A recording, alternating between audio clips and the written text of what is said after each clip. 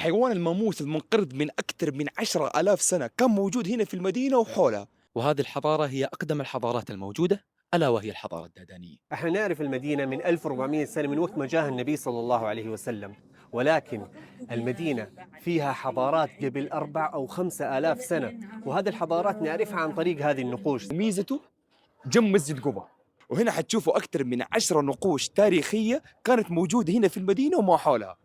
وهنا نقش لابن حفيد سيدنا عمر بن الخطاب رضي الله عنه مكتوب فيه: أنا عثمان بن عبيد الله بن عبد الله بن عمر، ومكتوب في آخر شيء: آمنت بالله العظيم. وما شاء الله السياح من بحرين ومن كل مكان، ومرشد سياحي بكل اللغات وثقافة وعلم يشرف، الله يعطيهم العافية. والسيرة تمر بعدة مراحل جدا جميلة. وأنا هنا في نموذج مصغر حي من أحياء المدينة. وفي واحدة من التفاصيل والجداريات دققوا معايا، حتشوفوا فيه رماح وسيوف وجيوش متقابلة، وحتفهموا وتستشعروا لما تكونوا هناك، لها إحساس ترى مرة مختلف. وفي مرحلة نموذج الحي حتشوفوا كيف كانت البساطة، والمكان كمان بدع في توصيل الإحساس هذا الصراحة من كل المراحل. اسمه السيرة، والدخول بتذكرة رمزية.